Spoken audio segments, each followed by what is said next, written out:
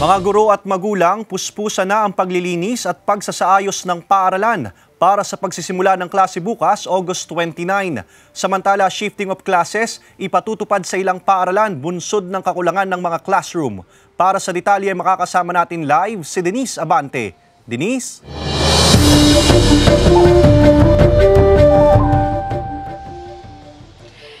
Isang araw bago ang opisyal na balik eskwela sa mga pampublikong paaralan, nag-overtime na raw kahit holiday ang ilang mga guro at magulang. Maayos lamang ang mga silid na gagamitin ng mga mag-aaral.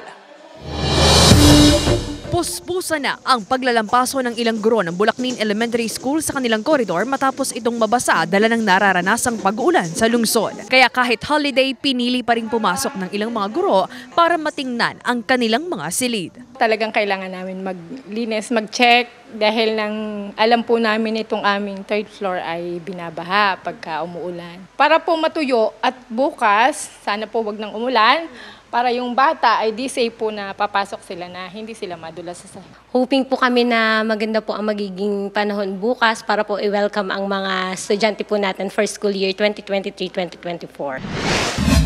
Samantala, double time na rin sa pag-aayos at paglilinis ng kanyang classroom ang kinder teacher na si Gian. Marami pa raw kasing kailangang alisin at ayusin sa silid bilang paghahanda sa balik eskwela bukas. Katuwang niya sa pagsasaayos at paglilinis ang ilang magulang ng kanyang mag-aaral. Binawasan namin yung mga gamit as yun nga sa DepEd order na kailangan malinis.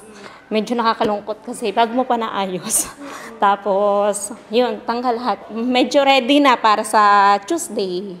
Thankful naman po sa mga tumulong sa amin. Kabilang ang lolo ng isang grade 1 student na si Roland na tumulong sa pagpipinta ng ilang gamit sa silid ng apo. Kailangan ng tumulong sa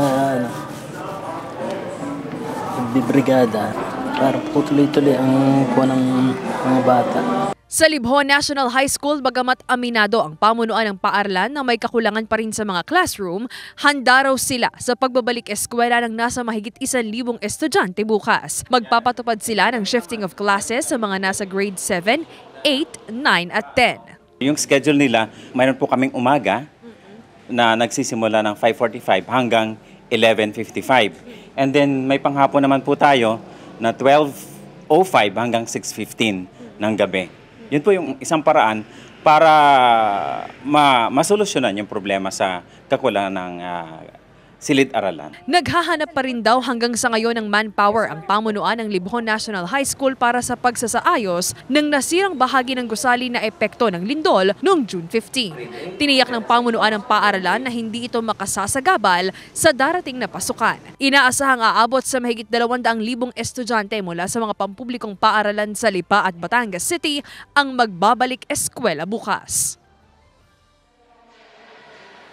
Ayon sa Schools Division Office ng Batangas City at Lipa City, nakipag-ugnayan na raw sila sa mga traffic enforcers ng mga lungsod dahil sa inaasahang pagbigat ng daloy ng trapiko bukas sa pagbubukas ng school year 2023-2024. Balik sa iyo, Ace. Maraming salamat, Denise Abante.